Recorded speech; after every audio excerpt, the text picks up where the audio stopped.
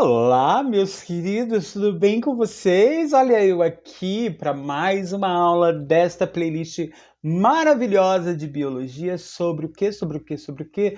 Biologia celular. Bom, nas últimas aulas a gente veio falando de células, mas sobre um aspecto que era falar sobre o funcionamento das organelas separadamente, né? Quando a gente pensa nesta organização da estrutura da célula, a gente pensa muito como a célula eucarionte funciona, que é aquela célula cheia de compartimentos, onde cada compartimento tem uma função específica. A pergunta que fica é: quem chefia tudo? A pergunta que fica é: quem comanda essa bodega toda? E é sobre isso o vídeo da aula de hoje. A gente vai falar sobre núcleo celular. A gente já teve, obviamente, a chance de em vídeos anteriores. Por exemplo, o vídeo anterior a gente abordou bastante o conceito do núcleo, DNA e tarará, mas hoje a gente vai falar um pouquinho de como ele se organiza. Mas antes disso, antes de começar, por favor, vem cá, vem cá, vem cá, vem cá. Ó, então, já curtiu o canal? Já se inscreveu? Já comentou alguma coisa? Pô, mano, dá uma colaborada aí, vai. Eu não peço muita coisa. Em troca te dou o quê? Dou entretenimento, conhecimento. Aí, esse QR Code que aparece aqui embaixo, maravilhoso, porque ele, meus amores, esse QR Code te leva para um drive cheio de material, cheio de conteúdo gratuito, que você pode usufruir à vontade. É só você apontar a câmera do seu celular para lá e divirta-se. Seja para concurso, seja para vestibular, faça bom uso disso, tá? Bom, enfim, estão aqui as minhas redes sociais. Por favor, se inscreva-se lá, me procure, dê um oi. Esse professor tá querendo o quê? Quer biscoito. E dinheiro também. Eu espero que o YouTube monetize logo esse canal. Mas enfim, bora que bora, que bora, que bora. Seguindo, vamos começar essa enrolação. Vamos falar um pouquinho de núcleo.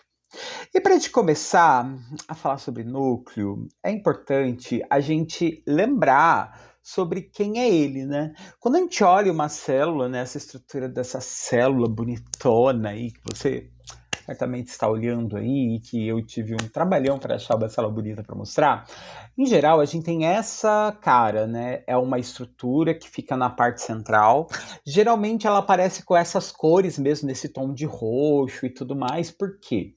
Bom, geralmente quando a gente olha essas células através de um microscópio óptico comum, a gente vai enxergar ela nessas tonalidades porque são os corantes típicos das células animais, né? Célula animal geralmente é muito rico em proteína, e aí a gente usa corantes específicos que vão tingir as proteínas e, em geral, vão tingir nesses tons de roxo, rosa, azul, enfim. Em geral, ele corresponde a essa área central e ele fica aí rodeado por organelas importantes e que também estão relacionadas a ele. Geralmente ela é chamada de bolsa armazém de material genético esse que a gente já abordou em vídeos anteriores, que é o DNA e o RNA. Bom, o núcleo ele é visto sempre como a parte central da célula que armazena informações genéticas e por essa razão ela tem dentro deste DNA, desse RNA, a substâncias ali composto ali, os nucleotídeos, que nada mais são do que informações genéticas codificadas, beleza? Bom, e um detalhe importante é que toda vez que a célula se multiplica, e como qualquer ser vivo, uma célula isoladamente faz a sua multiplicação, ela se duplica, mas antes dela fazer essa divisão da célula, a mitose, a meiose, ela precisa duplicar o DNA para garantir que uma cópia perfeita desse material genético vai ser passado para seus descendentes, beleza? Bom, como eu disse para você, vai ter aqui várias organelas em volta, os centríolos vão entrar nesse hall de organelas. Os centríolos têm um papel de organizar a célula quando quando a célula está se dividindo. Em geral, são coisas meio incompatíveis para a célula ter o núcleo e ter centríolos. Tá? Geralmente os centríolos aparecem quando a membrana do núcleo já se desfez. membrana essa, membrana nuclear, que é chamada essa também de carioteca. Beleza? Então, membrana do núcleo, carioteca. A função dela é armazenar, proteger o conteúdo do núcleo. Bom, esta é a cara da célula eucarionte, isso eu já não vou precisar falar muita coisa, porque a gente já disse isso em vídeos passados, mas é importante dizer que existem versões de células muito mais simples que essa célula aqui, que aparentemente é uma célula animal. Células bacterianas vão ter estruturas bem mais simples, vão ser as tais células procariontes. E célula procarionte, a principal diferença é exatamente não ter essa pele protetora do núcleo. Tá? O DNA vai estar disposto na forma de um fio, novelo, semi-enrolado, disposto no citoplasma das células das bactérias, e o principal motivo é, como elas são células bem diminutas em relação às células eucariontes, ela também tem pobreza de membrana, então ela não vai ter todos esses compartimentos internos, ela vai ter pouquíssimas organelas, então não se tem o luxo de ter a membrana do núcleo, beleza? Bom, seguindo adiante aqui, ainda falando sobre núcleo, é legal falar que tem sempre organelas em volta, e a principal organela, que em geral ali abraça o núcleo, é o retículo endoplasmático rugoso ou retículo endoplasmático granular, que a função dele, como a gente já falou em vídeos anteriores, é transportar e fabricar proteínas. Proteínas essas que vão ser feitas a partir de comandos emanados do núcleo. Então, o núcleo ali naquela porção central manda a ordem, essa ordem é repassada para o retículo endoplasmático rugoso, adoro essa palavra, é gigante, é fácil de falar. Não, não é. Mas, enfim, ele vai fazer ali as proteínas, e ao fazer as proteínas, muitas delas vão exigir um processo de amadurecimento, reações secundárias de metabolismo para literalmente essa substância amadurecer, e aí entra o aparelho golgiense ou complexo de Golgi para fazer esse empacotamento. Em geral, o complexo de Golgi, como também já falamos em vídeos anteriores, deve aparecer um card em algum lugar aqui, ele vai ter a função de guardar substâncias nobres, né?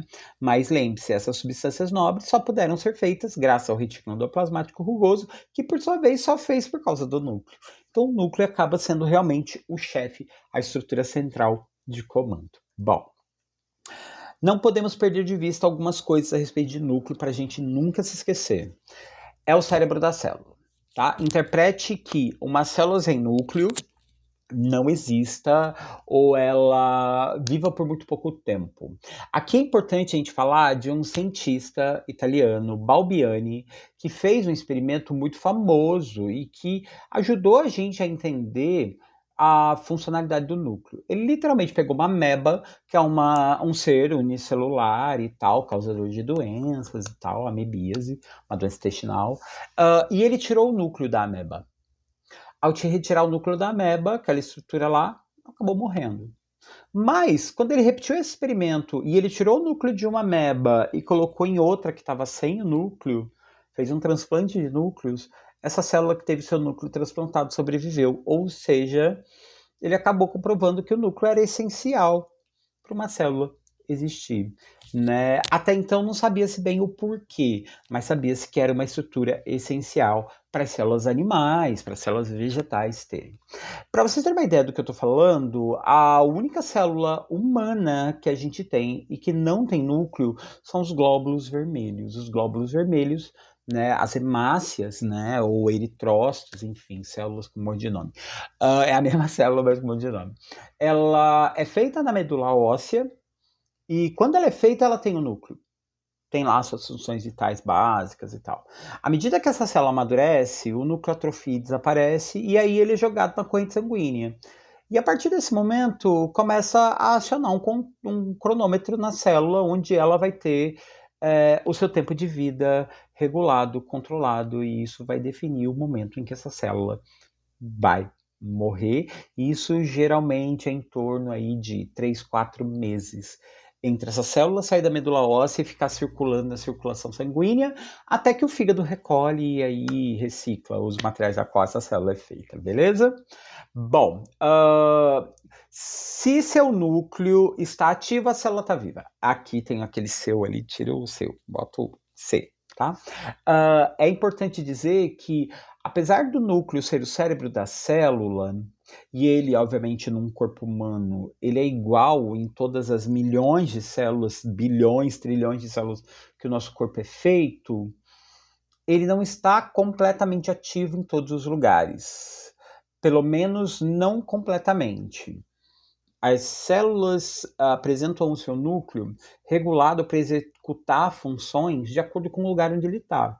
Então, assim, apesar da célula da pele ser a mesma que o neurônio, os neurônios no cérebro vão precisar produzir proteínas que a célula da pele não vai. Então, por essa razão, ele não ativa-se completamente, ou ativa-se regiões diferentes dentro desse DNA. Isso é o que a gente chama de expressão gênica. Assunto esse que também já falei em vídeos anteriores. Ai, como eu tô, enfim, me autocitando. Bom, aqui é importante dizer, como eu já disse em vídeos anteriores também, ai, eu tô ficando repetitivo, que o DNA é a receita básica para fabricar proteínas. E como que ele faz isso? Bom, nele está armazenado uma sequência conhecida como nucleotídeos ali, e a ordem desses nucleotídeos define quais são os aminoácidos que vão fazer parte das proteínas. O vídeo anterior fala sobre esse assunto, então recomendo, se você ainda não assistiu, vai lá antes de continuar esse vídeo aqui, beleza? E uma vez que as proteínas estejam feitas, uma função biológica vai ser executada por essa proteína. Dentre as biomoléculas que a gente produz no corpo humano, as biomoléculas, elas podem ter uma série de funções. Por exemplo, carboidratos e lipídios geralmente têm função energética, ou até funções construtoras. Mas no caso das proteínas em específico, cada proteína que nosso corpo fabrica tem uma função muito única e específica. Tem proteínas que são importantes para a fabricação de enzimas que aceleram reações metabólicas no corpo. Tem proteínas que são estruturais, vão ajudar, por exemplo, a fazer o colágeno, vão ajudar a fazer a queratina da pele. Vai ter proteína que vai virar anticorpos, que são as imunoglobulinas. E, literalmente, quem vai fazer essas proteínas é o nosso corpo, a partir de aminoácidos que a gente ingira ou que o nosso próprio corpo fabrique. Mas como elas são muito diferentes entre si, vai precisar desse código, desse start mandado pelo núcleo para que essa função finalmente seja executada, beleza? Aqui é importante dizer que o nosso material genético, ele é um fio, o nosso DNA é um fio compridão.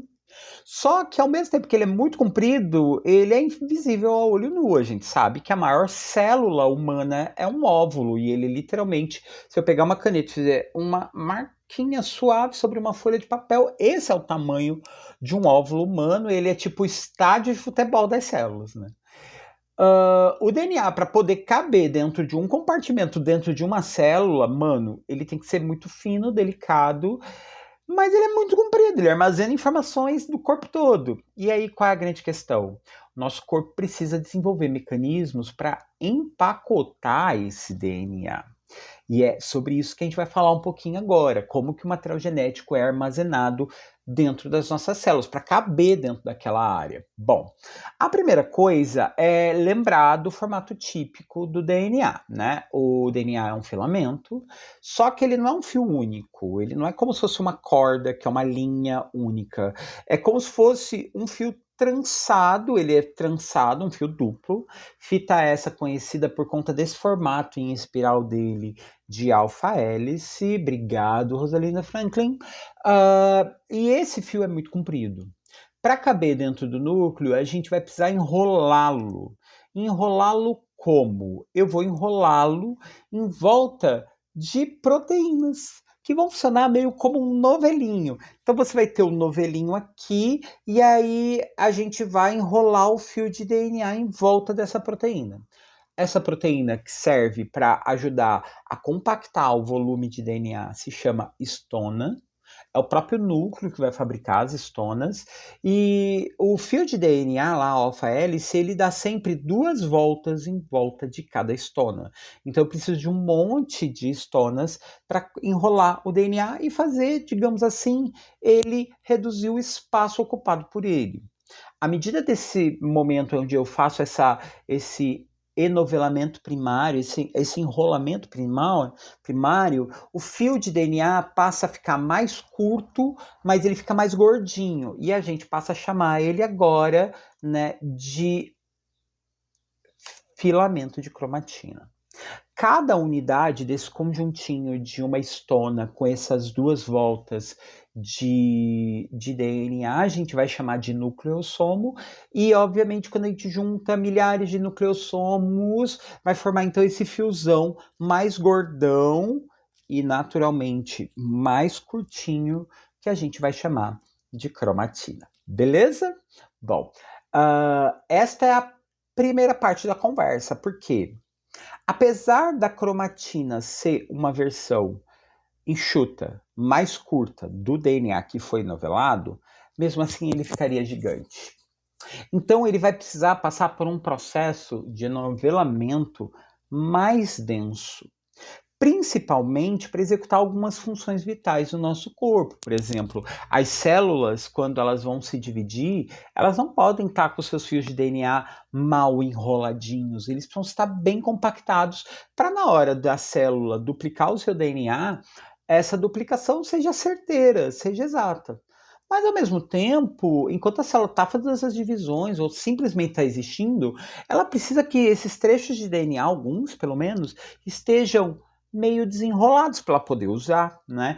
E é aquela história, se a gente enxerga o núcleo como um grande livro de receitas para fabricar proteínas, de que serve esse livro de páginas com as páginas fechadas ou coladas? Então eu preciso que algumas dessas páginas, pelo menos, estejam disponíveis ou mais ou menos organizado para que eu possa achá-las facilmente, entendeu?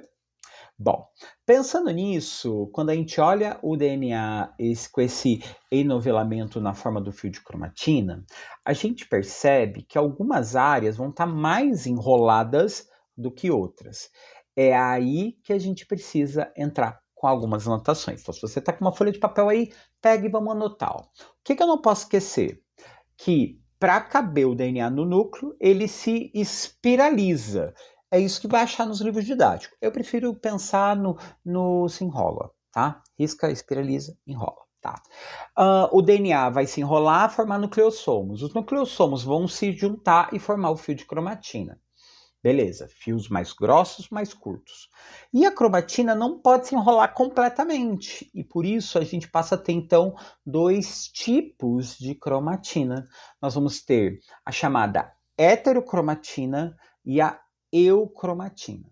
Bom, o que seriam elas? Como você pode ver aí nesse fio aí, nesse esqueminha aí, nesse desenho, a heterocromatina seria uma versão dessa cromatina bem enrolada, tá? E o que isso significa?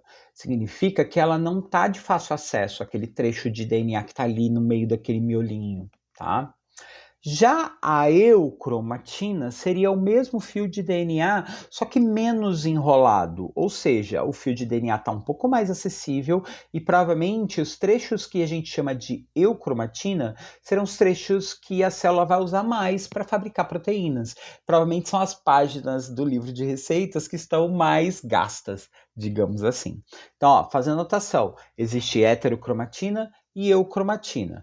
Heterocromatina são os genes que são menos usados, eles estão bem enrolados, enquanto que a eucromatina vai ser então os genes que estão pouco enrolados e por isso eles são muito utilizados, beleza?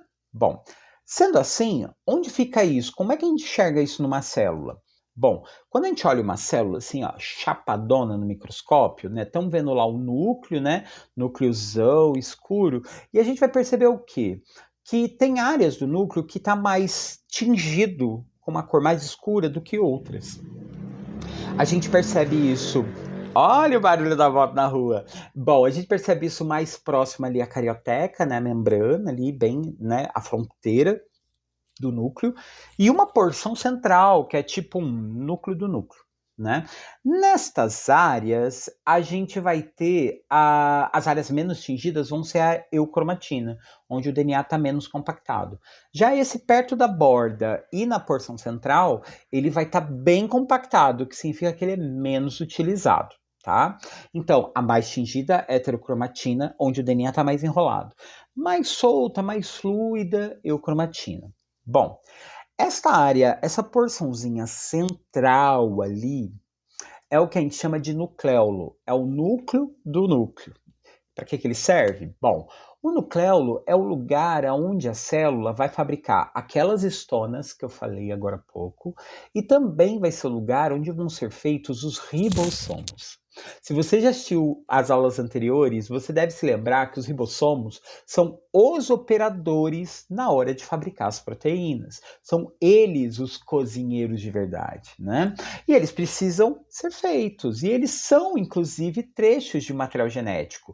Só que eles não são feitos de DNA, eles são feitos de RNA, o RNA ribossômico, né? Tá aqui a aparência aqui do ribossomo, para você ver ele girando, olha que bonitinho, né? O ribossominho é um trecho de RNA, né, ribossômico feito no nucleolo, e em geral ele pode ficar ali pelo núcleo e tal, porque tem proteínas que são necessárias no núcleo, mas a maioria deles vai ser solto para o citoplasma, porque a maioria das proteínas vão ser feitas lá no citoplasma. Bom, além disso, é importante lembrar, isso também de vídeos anteriores, que como que esse RNA que vira o ribossomo é feito? Bom, você tem o DNA cria o RNA. RNA que pode ser o ribossômico, como aparece aí do ribossomo, né? Mas pode criar também RNA mensageiros, RNAs transportadores e RNAs ribossômicos. Então, tem 3 tipos aí, mas maiores detalhes assista na aula anterior, beleza? Bom, essa é a base, o mais simples, o nível de organização de DNA para caber dentro do núcleo. Ele vai chegar nesse grau aí, que é a heterocromatina e a eucromatina, e essa é a vida normal de uma célula. Em geral, quando ela vai se dividir, como eu disse para vocês, esse DNA precisa se enrolar ainda mais. Então, ele vai passar para a próxima etapa de compactação, que é o que a gente chama de cromossomos. Cromossomos vão ser o mesmo DNA, só que enrolado não para fabricar substâncias, enrolado para ocupar o mínimo de espaço possível.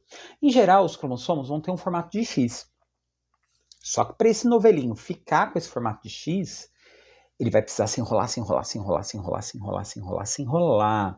E como que é o processo? Bom, a gente tem aqui o DNA helicifita dupla, aquela coisa básica, né? Fitinha.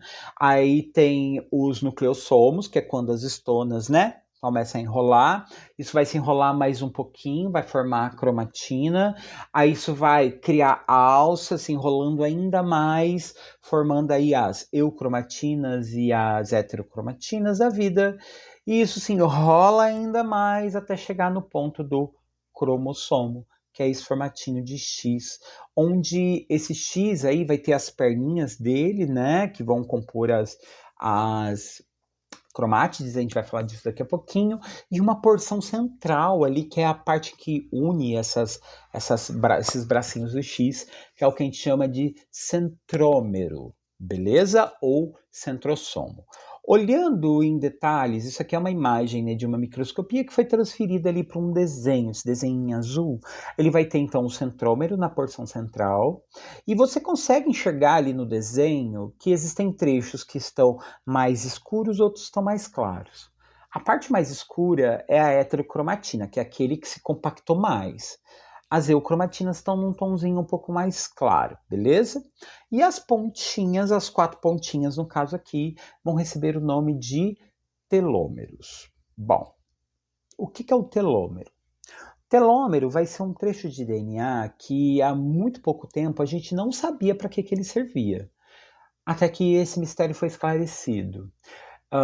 O telômero é um trecho de DNA, que é um trecho de DNA que ele tem uma sequência de nucleotídeos, de bases nitrogenadas iguais. Geralmente ele é AAA ou TTT, né? Quem assistiu o vídeo anterior sabe do que eu estou falando.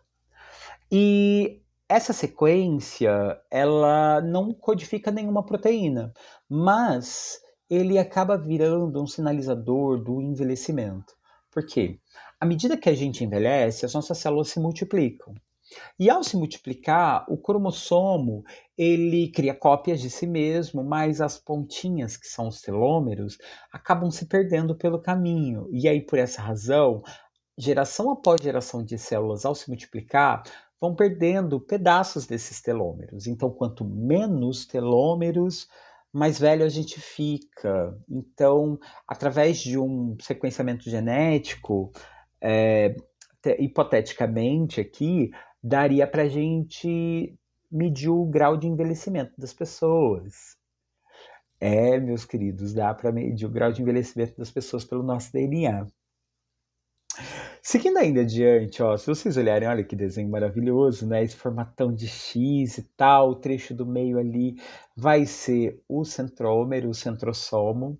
E na aula de hoje eu não vou entrar em maiores detalhes da importância dele, mas é legal saber que ele existe, é a porção central.